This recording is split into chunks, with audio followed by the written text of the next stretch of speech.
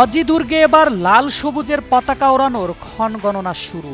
অস্ট্রেলিয়ার মাটিতে ক্যাঙ্গারুদের বিপক্ষে প্রথম টেস্টের তৃতীয় দিন শেষে বাংলাদেশ ক্রিকেট দল এখন এক ঐতিহাসিক টেস্ট জয়ের দ্বারপ্রান্তে।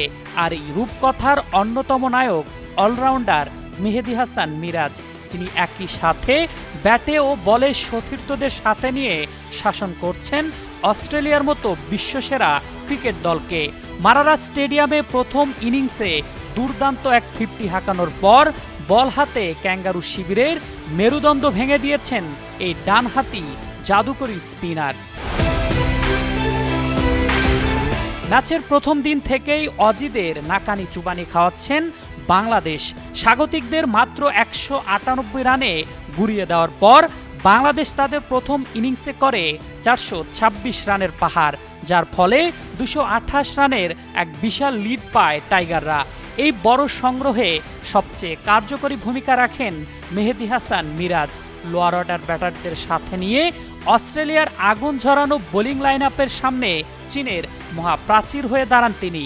152 বলে 65 রানের এক সাহসী ও ধৈর্যশীল ইনিংস খেলেন মিরাজ, যার মধ্যে ক্যামেরুন গ্রিনকে মারা তার শেষ বলের বিশাল ছক্কাটি ছিল এক কথায় অসাধারণ।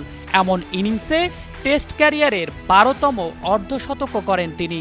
মধ্যাহ্নবিরতির ঠিক পরেই জস হ্যাজলহুডের বলে আউট হওয়ার আগে টেলেন্ডারদের আড়াল করে দলকে খাদের কিনারা থেকে টেনে তুলে এক বিশাল লিড এনে দিতে সাহায্য করেন সহ অধিনায়ক মিরাজ। ব্যাটিংয়ে অজিদের পরাস্ত করার পর দ্বিতীয় ইনিংসেও মিরাজ বল হাতে রুখে দাঁড়ান দলের অন্তিম সময়ে। পেসার হাসান মাহমুদের জোড়া আঘাতের পর স্টিভ স্মিথ এবং লাবুশেন যখন প্রতিরোধ গড়ার মরিয়া চেষ্টা করছিলেন, ঠিক তখনই বোলিংয়ে আসেন এই অফ স্পিনার। ব্যক্তিগত 44 রানে থাকা অজি ব্যাটিং স্তম্ভ স্টিভ স্মিথকে কিছুটা পিছিয়ে এসে নিখুঁত ডেলিভারিতে নিজের চমৎকার এক ক্যাচ অ্যান্ড বোল্ড বানিয়ে প্যাভিলিয়নে ফেরত পাঠান মিরাজ। স্মিথের মহামূল্যবান উইকেটটি পতনের পর মারারা স্টেডিয়ামের পুরো বাংলাদেশ দল উল্লাসে মেতে ওঠে। দিন শেষে মিরাজ অত্যন্ত নিয়ন্ত্রিত বোলিং করে মাত্র 20 রান খরচায় একটি উইকেট তুলে নিয়ে অজিদের পুরোপুরি ব্যাকফুটে ঠেলে দিয়েছেন। আর তাতেই স্পষ্ট হয়েছে লাল বলে মিরাজের গুরুত্ব কতটা। দিন যত যাচ্ছে মিরাজের বোলিং ধার বেড়েই চলেছে, যা দলের জন্য বড় শক্তি। দলে সাকিব আল হাসান নেই, তবে মিরাজ যেন সাকিবেরই প্রতিচ্ছবি। আরফিন জুয়েল, যুগান্তর স্পোর্টস।